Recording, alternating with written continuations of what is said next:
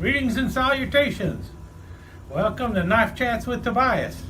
So, three knives that everyone should experience. And I'm showing you a Frost Eagle Eye. And first of all, this is not the three knives from Frost that I think everyone should experience. But in some ways, I do think that everyone out there in knife world should actually experience an Eagle Eye. So why? Well, because if you're going to bash Jim Frost, this is usually the knife that people are thinking of when they're bashing Jim Frost, the Eagle Eye. And is the knife as bad as everyone says it is? Personally, I do not think so. But also, I have to say, what do you expect from a $1 knife? This is like the Dollarka that you get at Dollar Tree and others similar knives. And I think everyone probably has experienced this. But, plastic handle. It's a Spyderco ripoff. Blade often will wobble. This one's actually got a pretty good blade in it. And that's because I was able to actually hand pick this at a flea market. And as Eagle Eyes go, this one is not that bad. Here's one I also have, but this one's called the Vulture too. But if you look at it, it's an Eagle Eye. This one also, blade wobble isn't that bad. I actually got two of these at the same time. The other one had some pretty bad blade wobble. Blade steel in these things is questionable at best. I'll come right out and tell you that. Often people will get them with a serrated blade, and those will actually cut a little longer than these. I have never really tried to sharpen these or anything like that. Basically, if they come sharp, that's probably as good as it's going to get. Trying to resharpen them, I have no idea what the heat treat is like on these, but you got the finger choil, you can choke up on it, and it's a knife that if you want to beat it through a piece of wood because you want to save your favorite knife, it's a great knife to choose for that. They also come in the smaller size. This is like the mini Eagle Eye or something, and it's called a what do they call it? They sell them in a jar, so like a jar knife. And again, smaller knife, but this one has all sorts of wobble on it. But if you find them in better trim, like this one here, which has actually a bone handle with nickel silver bolsters, essentially the same knife, but blade lockup is really good. No wobble in the blade. Everything about this knife is pretty good. And the blade steel on this one was marked as 440. So you know what steel you have in it. 440 steel. And this is a definite improvement over this. But this is like one of those knives that go for 75 cents to $1. This one goes for about $7. I think it's probably worth $7. This one is one in all stainless steel, goes for about the same price, around $7. And again, the build quality of this one is much better. So, something to think about before you start bashing Jim Frost and his knives. What do you expect for a $1 knife?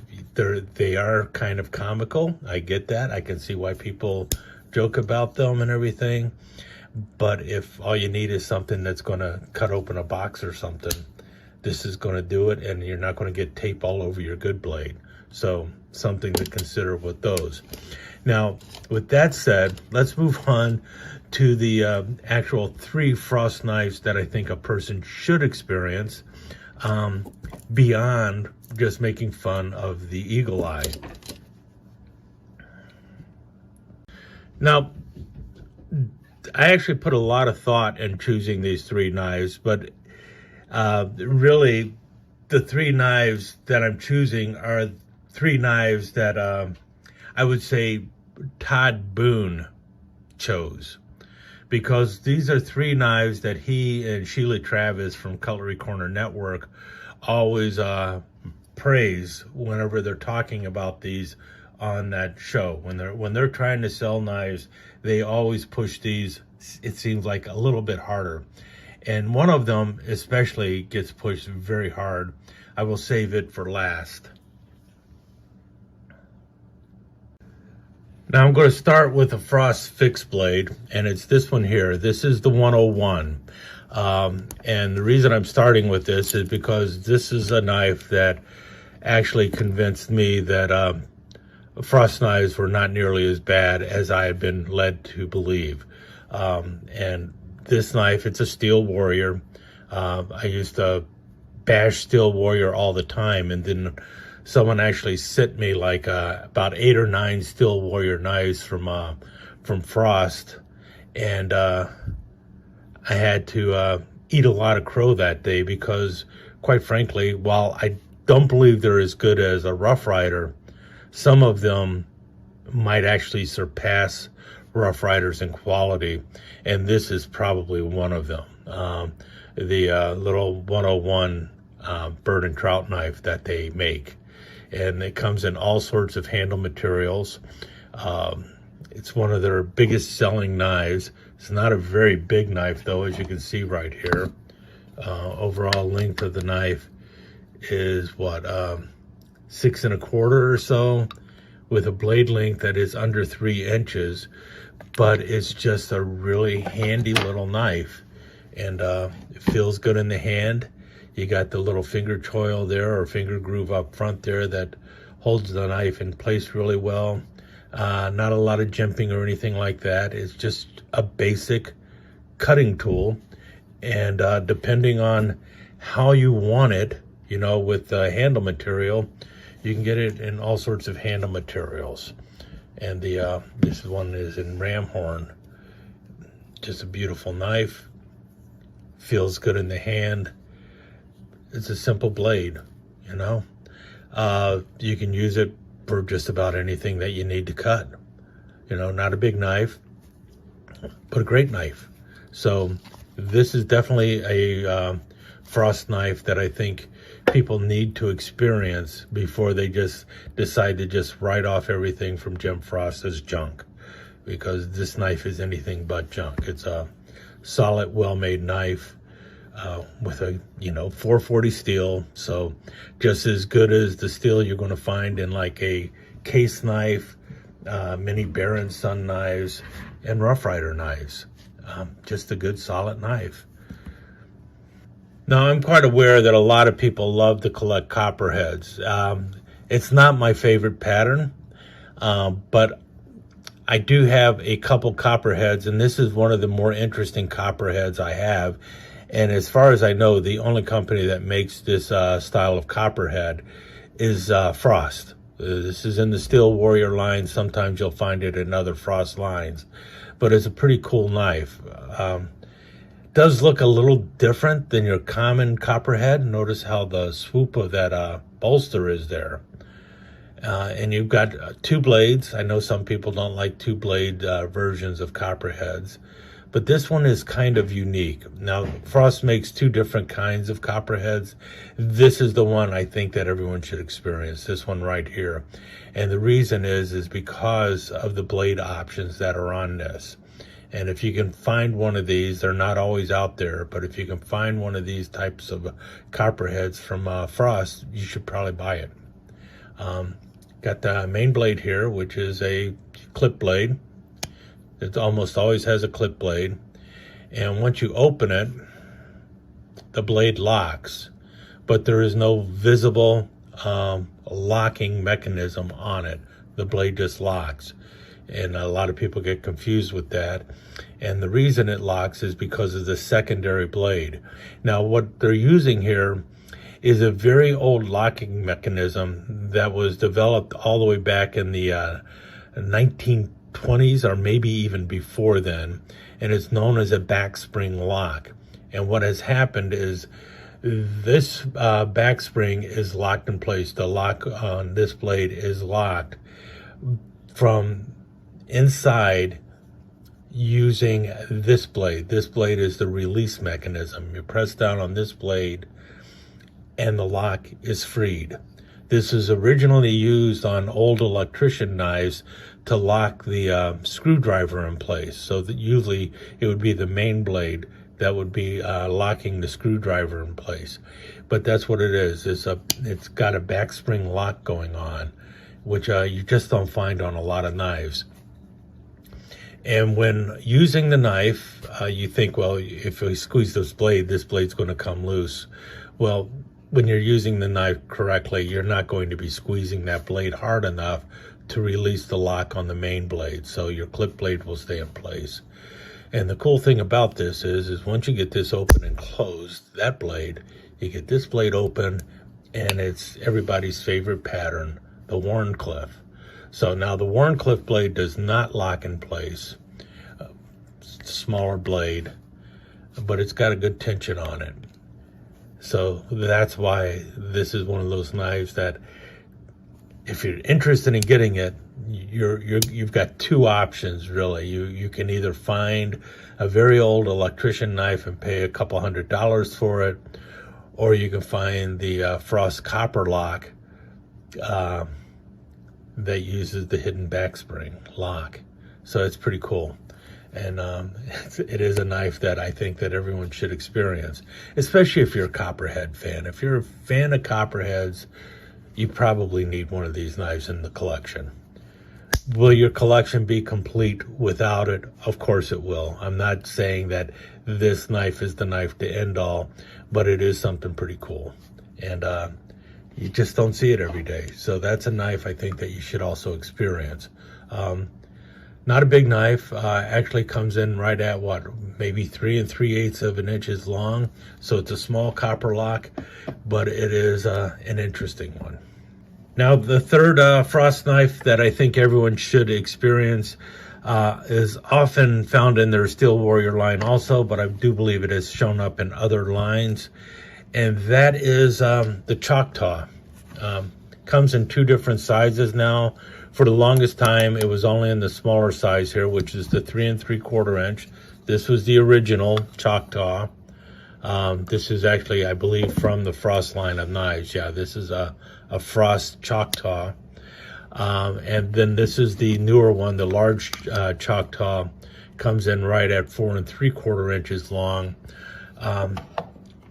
Really depends on the individual which one you want to grab, but you should probably experience one or the other of the Choctaws, either the larger or the smaller. I bought the larger one first, and found that while it was okay, I kind of felt that it was a little too large for my hand.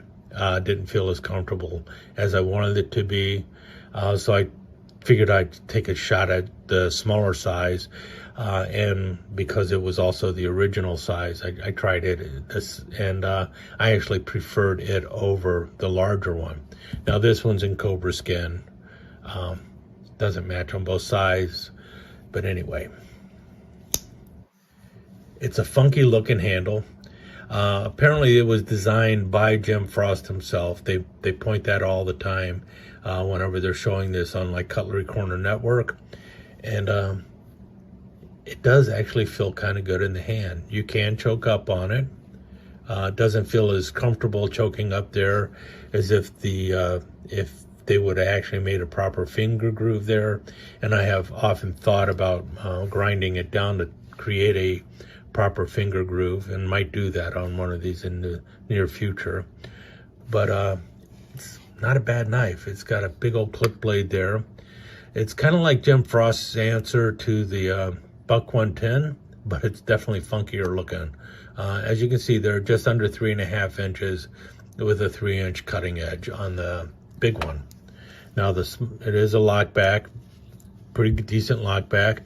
Good lock up too. There's no blade wobble in this one at all. I've yet to find a Choctaw with blade wobble. I'm sure they're out there. Now that I said that, someone's going to say, well, mine sucks. I know they'll happen. This is an earlier one. This is in the Frost line. Smaller, but for me, I just like the way it feels better. You can still choke up on it if you want to. Again, it's not a proper choil there, but you can choke up on it. You don't need to. Got a very good lockup. No blade wobble like I mentioned. Very strong back spring. And definitely funky looking.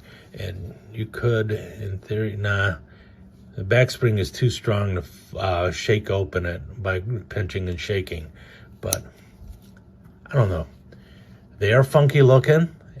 Very weird looking, but when you hold it in your hand, I can see why he designed it the way it was. And get up like that, feels good in the hand, so you can do some scraping and skinning. I don't know. It is, and this is one of the patterns that, like I mentioned, they push all the time, the Choctaw. So these are knives that Cutlery Corner Network, Todd Boone, Sheila Travis, these are 3 knives that when they come out, they talk about how great they are.